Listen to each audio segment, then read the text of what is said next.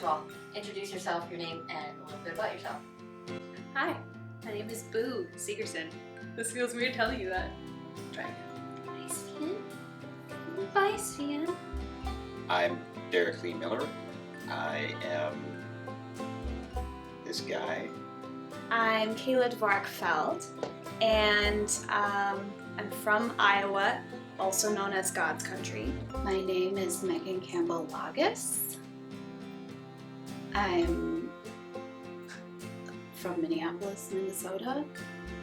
Not a native Minnesotan, but I've been here. How long have I been here? 15, 16 years, something like that. I've never lived anywhere else longer than I've lived here, so does that make me Minnesotan? Am I Minnesotan enough for you? Hi, my name is Boo Segerson. Damn it, this is hard. You're the first one to have a problem with this question. I'm sorry. Amazing. My name is Andre Johnson Jr. I do theater. I'm a stage manager mostly. Acted very seldom. My name is Christina Fellman, and I am an artist. I make visual art, and I also do theater. I'm a theater person, but I'm like not a regular theater person. I'm like a weird theater person who I only really work with my friends. And I'm a performer and teacher, and also do administrative work. And I like hiking, and I like my dog, and I like my husband, and I like being outside. I'm looking at you. Yeah, And I mean, introduce you you. can look at the camera if you want to. Hi. It's easier. My name is Boo Segerson. You want to start again? Yes. I love karaoke and dancing.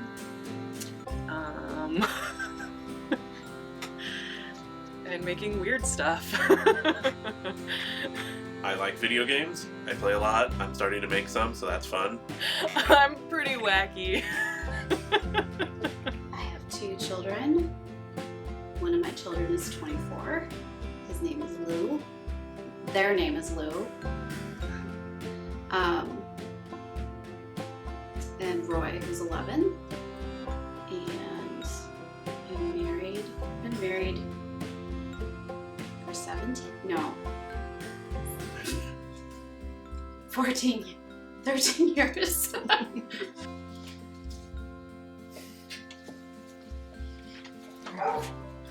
That's my special lady.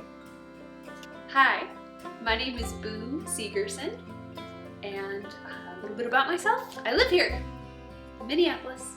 I'm an actor and an executive assistant, brand new, and I have 2 cats, and they're very cute. What else about me? I love cats. Are you pleased? Yes, fine. Okay. Hi, I'm Amber Bjork. I am the founding member of the Winding Sheet Outfit. Welcome to the Darger Project, aka the Darger Project. So we here at the Winding Sheet Outfit generally get together here in the studio garage to make a show. We'll move around a lot and we'll project our lives onto those of some historical figure that we feel very strongly about. And we set out to do that this time with a man named Henry Darger. I'm not going to tell you who he is right now, you're going to learn. But what you need to know up front is that he was an artist making art in isolation. Ding, ding, ding. We're artists making art in isolation.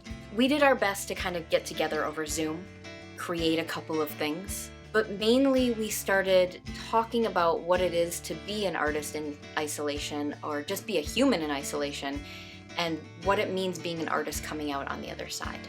So what you're about to see, it's not a show. You're about to witness the Winding Sheet Outfit inside the Winding Sheet Outfit, being as windy sheety as we get. Also, we weren't allowed to show any of Henry's work because it's still under copyright. So we did our best to recreate some of that once we were all vaccinated and able to be back together again.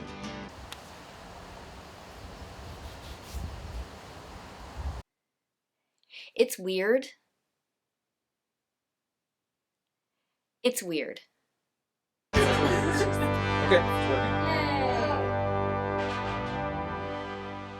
I had maybe seen some of his work like in an art history class or in passing, but I really experienced him firsthand, and that was really what, like, holy crap, this guy is somebody that I'm really intrigued by.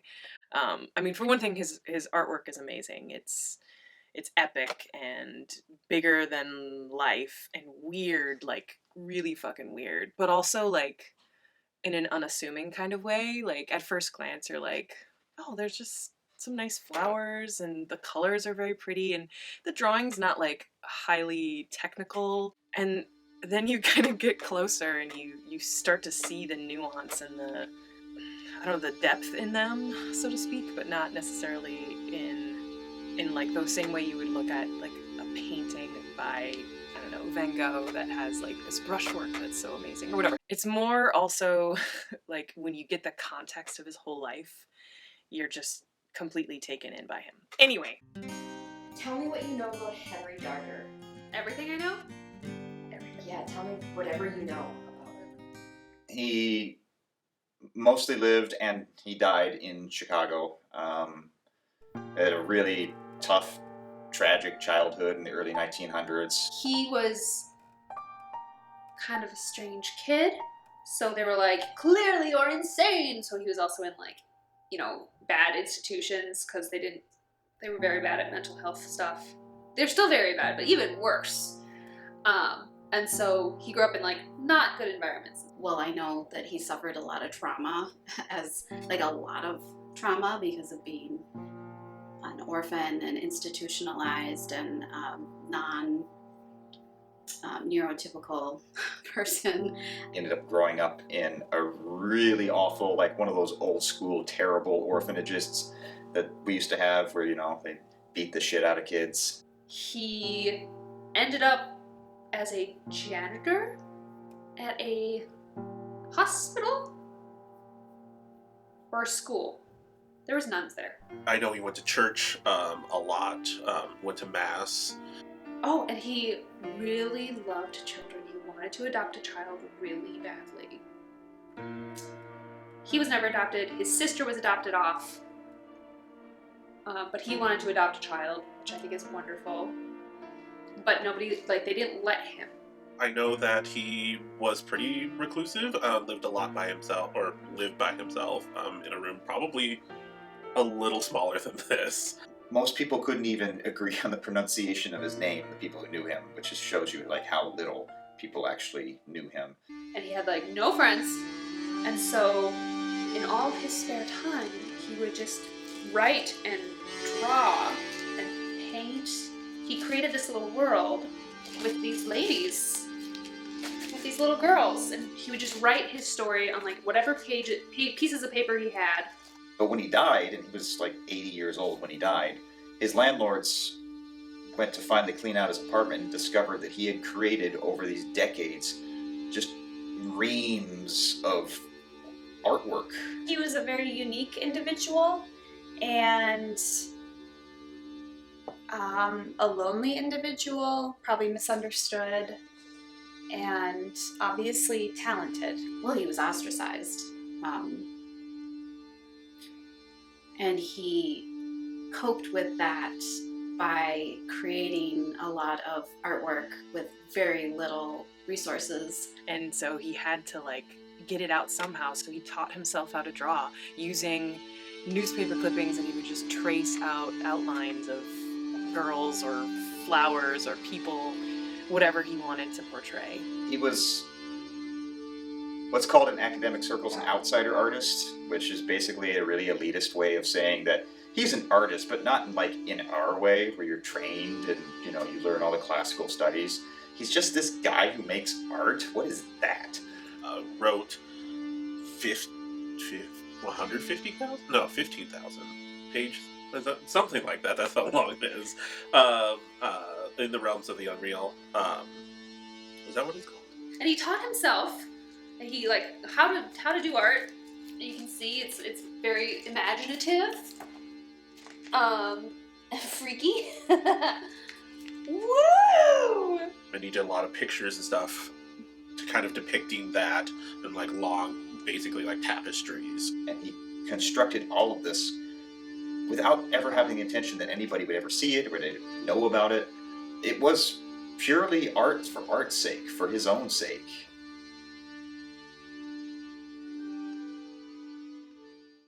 I saw this painting by Henry Darger today. I saw this painting by Henry Darger today. I saw this painting by Henry Darger today.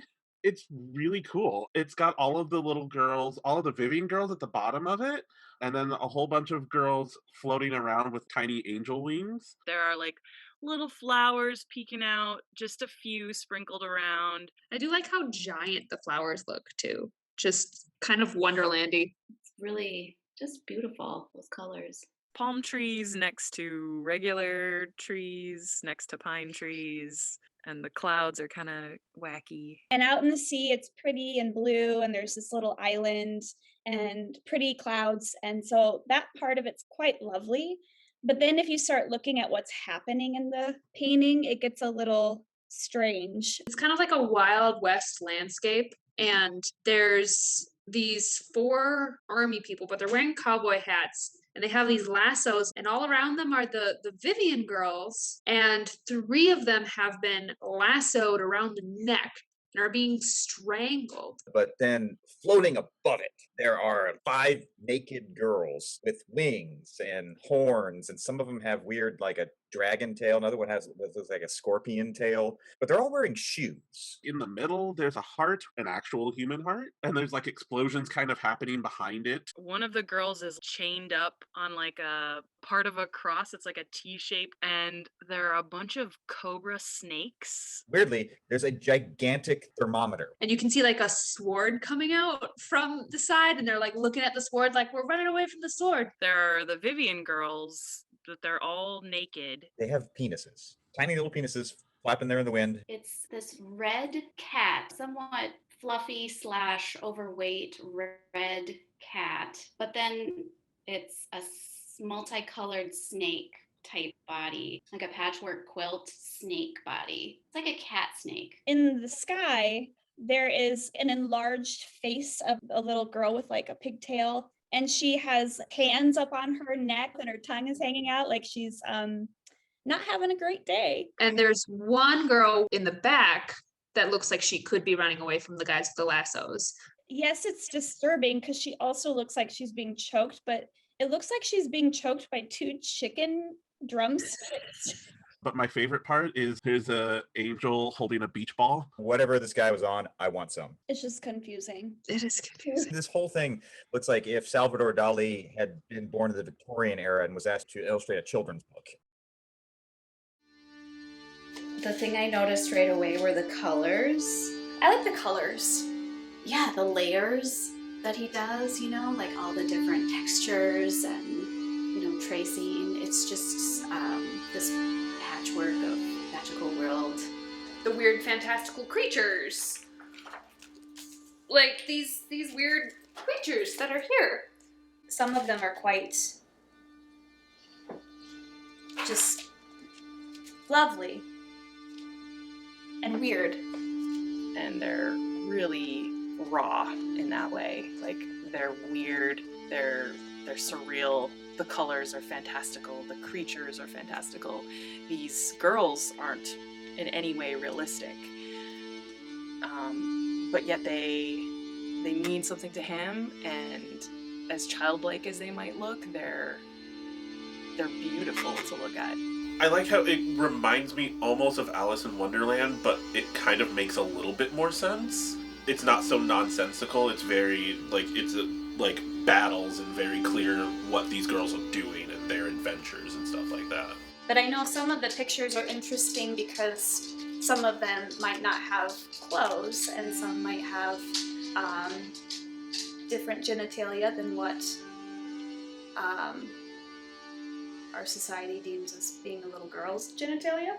I'm not very comfortable with all the naked girls. And some of it like skews kind of sexual, just with how he draws the girls and the fact that he was a grown adult man drawing little girls. A lot of times they're naked. Nakedness it shouldn't be shamed, but at the same time, I've grown up in this world, and so like nakedness is very sexualized to me, and so to see young girls naked is very uncomfortable to me. The violence is like the biggest thing. It's not necessarily really gory violence, but it's these little vignettes of something awful about to happen or just happened. There's multiple times in his big book where he has illustrations of children being strangled by adults, either with ropes or just with their hands. And the expressions that he draws on those kids' faces is just grotesque and terrifying. It was about the Christians fighting against the heathens or whatever, and these little girls were the heroes. I'm actually forgetting what they're called right now, which is wild. The Vivian Girls. The Vivian Girls. Tell me what you know about the Vivian girls. Not a whole lot because I didn't do my work. You're not gonna hire me again, are you? Isn't there some like heroism and stuff? Like they fight shit and do cool stuff like that? Yeah. The Vivian Girls are a group of girls that are like military leaders in this world has created. But at the same time, they're just like kids, just living their kid life. They are kind of everything you imagine like a hero to be in a way. So they're strong, but they're also kind and have a level of innocence that, only children have, but they're truthful and working for justice, and they are defeating the bad guys in his epic tale that he wrote in the realms of the unreal. They look like girls in that, well, what our society considers girls, with, little skirts and pigtails and braids, bows. They are freeing the innocent children of the world, basically. And they are kicking ass and taking names. Are they all the Vivian Girls? Is there one girl named Vivian? I don't know. And I think there's only 7 of them. 6 or 7. There's Joyce. Oh, I'm gonna forget them. Jenny. Carolyn? No. Catherine. Gertrude. Daisy. Violet. I feel like I'm missing one, but I can't remember. Angeline.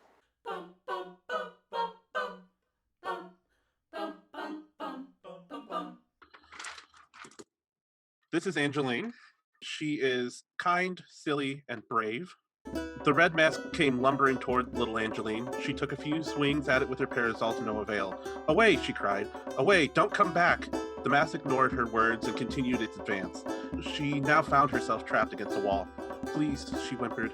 Suddenly a growl came from under a tarp, and suddenly a dragon, long, fuzzy, brown, with the face of a dog, emerged and sat between the girl and the mask.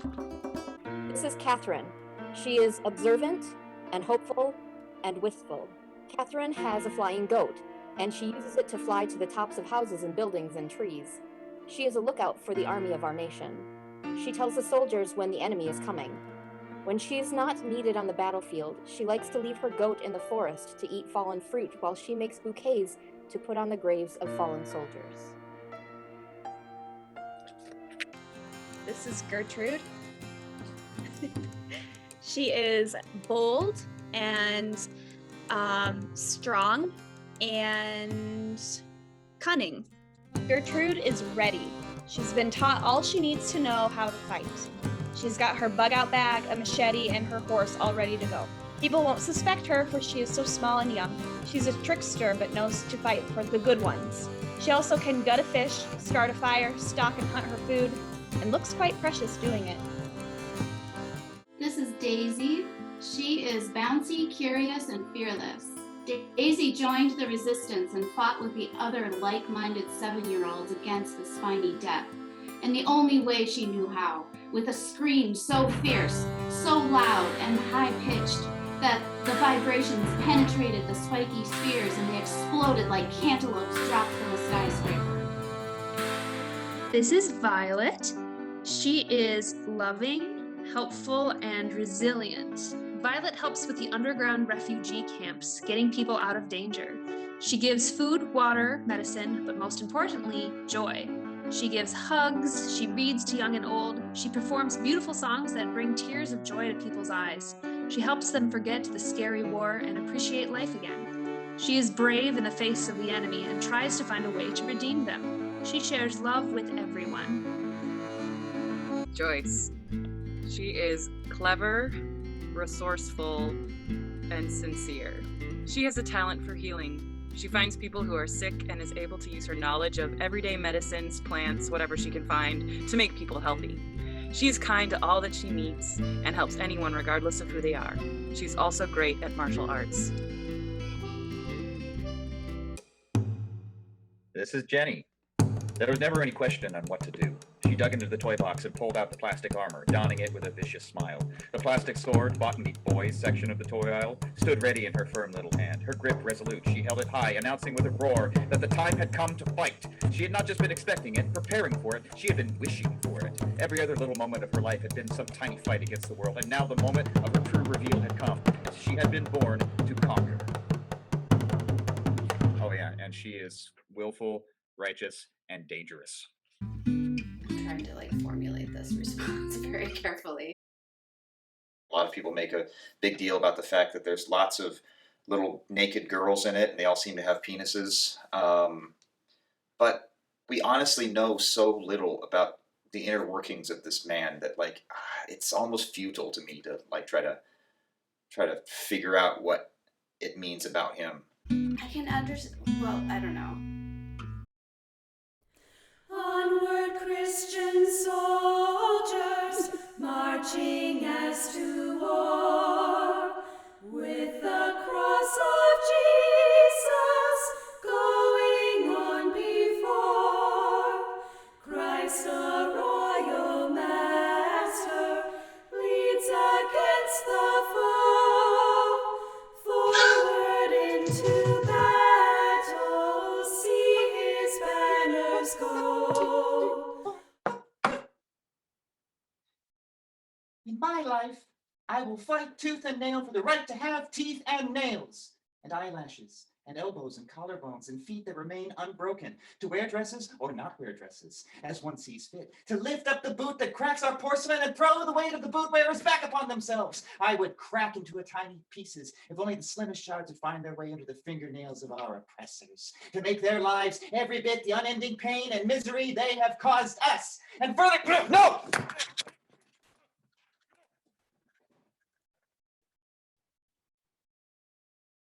Onward, Christian soldiers, marching as to war, with the cross of Jesus going on before. Given the power to create my own world, I will make everyone more kind. I don't expect everyone to be happy or solve all the world's problems, but I would want everyone to be more kind to one another and see what happens. But given the power to destroy that world, I would question what it was all worth. Would I have been happier and more satisfied if I just left everything alone and let nature take its course? Would I have been less egotistical to try?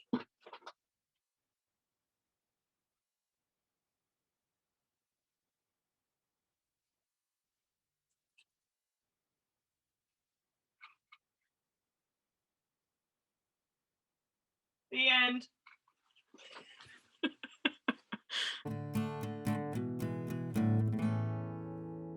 The dolls kind of reminded me of his paintings, just not only in their form, but the fact there's just also the way he draws, the eyes are really lifeless. I felt the same way about that they're all a bunch of little doll children.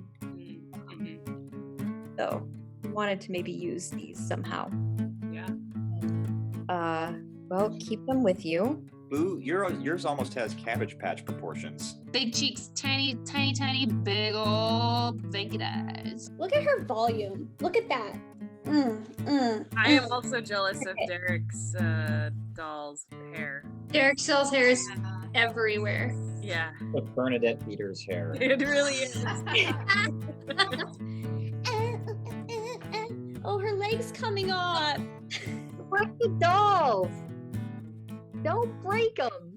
I never had any of these kind of dolls growing up because I break stuff, and their ceramic body parts are very breakable.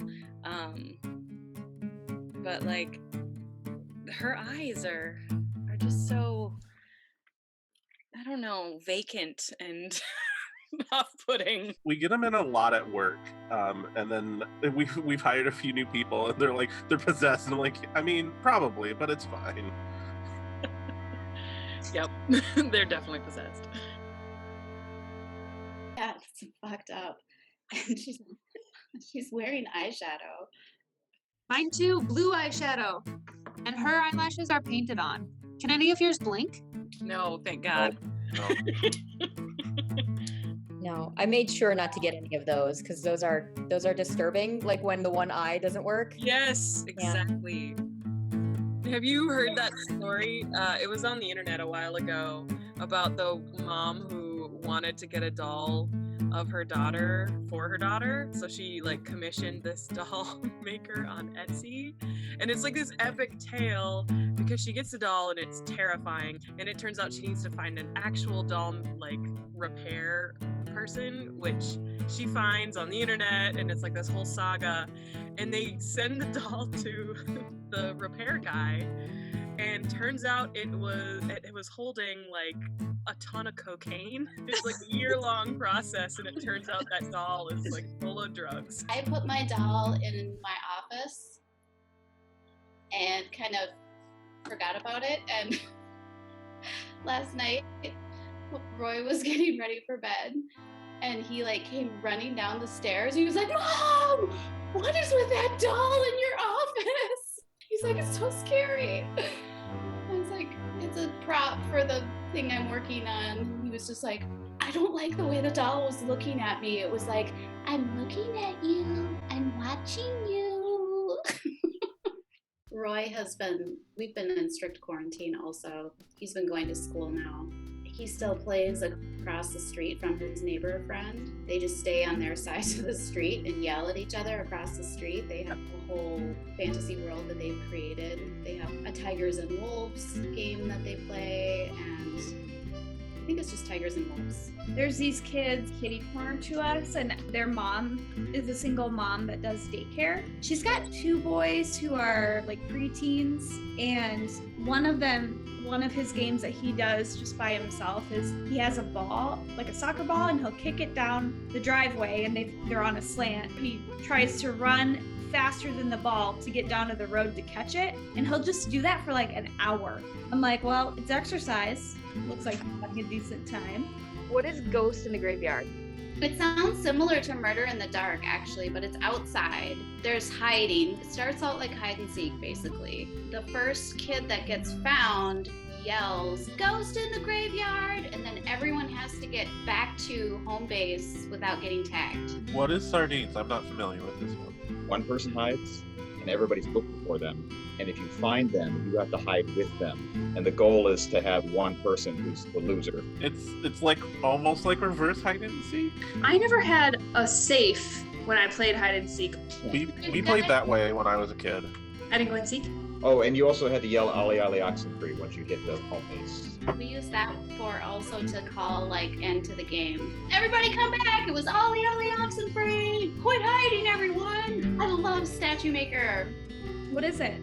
You would get held like this and like revolved once and then thrown, and then you would land in like some crazy position and you would have to freeze. And then the statue maker would give a tour to the buyer, and the buyer would come up to your statue and be like, "What does this one do?" and like touch you on the arm or like the nose or something, and you'd be like, "Blah, blah, blah, blah, blah." And you would just do like a movement, and then the buyer would choose the statue that they wanted to buy, and then that would be the winner. So other children were physically twirling each other and throwing them. Yes. This sounds more dangerous than Red Rover. Red Rover. Red Rover. That was dangerous. Why did we do that? So dangerous. So I was just explaining that one to Roy. I was like, do you guys still play Red Rover? And he was like, no. And I explained it to him and he was like, that sounds really scary. I was like, it was.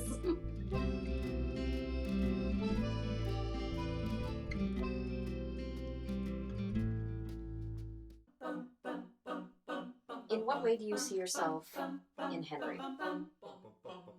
I can relate to the living with trauma from childhood and finding healing through art. I also have a passion for adoption, which is why I like that he really wanted to adopt. I'm like, yeah, adoption! I mean, I could definitely be the kind of person who could sit in secret and work on a project forever without ever needing the validation of somebody else to ever see it. The need to create. I definitely have the desire to create things and images, and I'm a mess. He was probably more organized than I am. But I also collect a ton of shit. Artwork, fabric, books, these weird pens from travels that have these like moving parts in them that I used to get everywhere we went. Number 6 plastic, gaming dice, paper, clothes, earrings, paint, all my old notebooks from school and college, all my notes that were given to me from high school, art supplies, foam board chunks, funny clippings from when I used to read magazines, thread bobbins, CDs, old tech, all my old GoCo printer screens, brushes, and hair accessories. And there's a lot more, I'm sure, that I'm forgetting. Wood, nails, screws, and bolts. Interesting rocks, less interesting rocks. The works of Kurt Vonnegut, episodes of the original run of Mystery Science Theater 3000, postcards from shows that I've helped make, cuts, scrapes, bruises, and the occasional electrocution, bird feathers that I find in the wild and then subsequently lose, musical instruments found in thrift stores and estate sales, and the few pictures of my grandma Jean that I can actually find. Fairy wings, my cat's whiskers, introverts, ticket stubs, books that I don't read, buttons, kind notes, magic bands from Disney World, things on lanyards, Harry Potter stuff, and owls, not the alive kind. Video games, spoon handle rings, fringe artist passes, buttons from my favorite fringe shows, postcards from shows that I've worked on, tea turtle shirts, books that I've really loved, music albums, specifically mostly Evanescence and My Chemical Romance, Pokemon games, tons of blank notebooks, and random bits of technology like old computers and old tablets. Earrings, emails, Kleenexes in my pockets like an old grandma lady, nail polish, water bottles, stickers, and I don't mean to collect it, but dog hair. Books, records, cat whiskers, pictures of animals, all the nice cards and letters people write to me, every ticket to every show, programs from funerals, wedding invitations, birth announcements, ribbons from gifts, found rocks, marbles, and shells, my children's teeth, pictures of the Virgin Mary and Judy Garland, Star Wars and Star Trek whatnot, business cards, buttons, bookmarks, postcards from shows I've been in, scripts, broken dishes, stickers. Can I do mine again? I thought of 2 really good ones that are actually good. Mini tea sets and cards from John. What is something you wonder about him? I wonder how much of this world that he created he honestly thought was real. I wonder how, like, if he had shown other people, like, what that would have been like for him to actually reach out and be a little bit more proud of it, I suppose, just actually owning it. I wonder if he was mentally ill, or if he was just a profoundly private person. I wonder if he was lonely and wanting to connect with people. I wonder why he chose to live such an isolated life. He didn't have to. The guy lived in the middle of Chicago. There were literally millions of people around him, and people seemed to like him well enough for the most part. That reclusiveness, that being away from people and kind of actually just being okay with it. I guess it can be comforting to just build a world around yourself and not have to have it interfered with by everyone else. I'm much more of an introvert than I think I ever thought I was, and really appreciated the time to not have rehearsals and just make some art and and be kind of lazy for a while. As far as like personal interactions with friends, I find it very easy to be on my own already. I found it way too easy to just remove myself from people or not speak to people and just like ignore my phone, ignore text messages and stuff. I feel like that's going to be a thing I need to relearn, especially being a person who doesn't normally want that in the first place. But I still love my friends. I still love my family. I want them still, but like having to figure that out. Especially now that everybody has devices that can tell you if the other person has looked at your message or not. Yeah. You can turn that off. Oh, I'm aware. Yeah, there's a setting for that. I know. I turned it off. I'm a little worried about freaking everybody out, you know, once we're all back, just kind of going bonkers and people being like, I do not have the, you know, energy to deal with you right now. And I'm like, I can't stop it. So I'm nervous about that. But I'm so excited, but so nervous. I've had like a weird level of like anxiety about being just near people again. If I'm passing by somebody, I would maybe like be like, hey, you know, put my hand to like show that I'm moving by. And that's kind of not a thing that anybody does anymore. We're all like really far apart. And like one of the first times I saw a friend of mine, I went to go give them a hug and they like kind of recoiled and it was really embarrassing for me. And then it was like, I don't know, I just kind of forgot about how to not be touchy. That sounded weird. I'm not like a gropey person. I'm just gonna go over here. You can be touchy-feely without being gropey. Come on. I don't think any of us ever thought you were gropey. Okay, good. Well, you know, Christina, she's real gropey. All hands, Christina. I'm muting myself now. I have been loving interacting with medical people. You know, like the dental hygienist today was like cracking me up. I was just dying laughing the whole time he was cleaning my teeth. I was just like, you're the funniest guy ever. I want to hang out with you all day. It's made me appreciate people more. I've been trying to make a determined effort to just be extra kind to like anybody that I actually interact with out in the world, which has actually been really nice. You know, instead of sitting there and grumbling and getting mad about something that's going on, that's slowing down the line at the grocery store or something, just like making an effort to be kind to the person who's dealing with all of the public's bullshit and seeing that sense of relief on their faces. That's been nice, and I should definitely keep doing that. And I just in general feel nicer and less cold. So it's kind of like being mindful of it and then enjoying those moments where someone is giving that back to you. And I hope that I continue doing that too, because it's been a huge difference with just how I am with random people around me. I feel nice now. I've been working at home, so I haven't been interacting with strangers for a year, except for if we're on walks. In the Longfellow neighborhood, if you're walking and you're on the same side of the street, somebody just crosses to the other side of the street. There are rules to walking down the sidewalk. And if someone's coming at me with a stroller or a dog, or there's two of them and only one of me, I am happy to move. But if it's just one-on-one and I've been walking down the block longer and they just keep coming, I get irrationally angry and I don't know why. But I'm like, after this, am I still gonna be this person who goes on my walks and then like sees people coming and just goes to the street? Am I gonna not wanna be around people anymore? I'm so afraid of that. But if I'm not that person, am I still going to be even more awkward? Am I going to overly like look at someone's eyes and be like, hi? I usually only make a point to stay on my path if it's like a white male coming at me. And I'm just like, I'm not moving, motherfucker. And briefly, how was quarantine for you? And just doing a show over Zoom and not having that audience reaction. And now thinking about the fact that like I have a live performance on the books with a company like in a few months. And I'm thinking, what's that going to be like? Is standing in front of people and hearing us all in a room again will be so strange. Actually, I think also part of my fear about coming back to live performance is that we did that, and I thought it was great. You would. You just like get to do your thing and not have to like sit there and like worry about the audience and be like, did they like that? Did they not like that? Oh God, am I doing this right? Am I like? And as a producer, I'm just wondering, is anybody watching?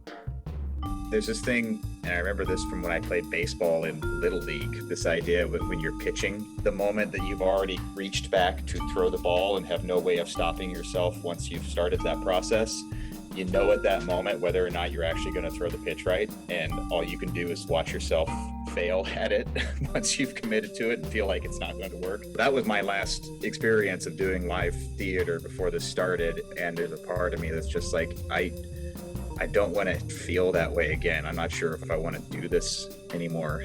I just have a lot of fear about the expectations I have of who I was pre-COVID, that expectation that I've set myself up for, which was super busy and doing a ton of stuff. I don't know that I want to drop my expectations for myself, but I also don't want to have to push myself so hard.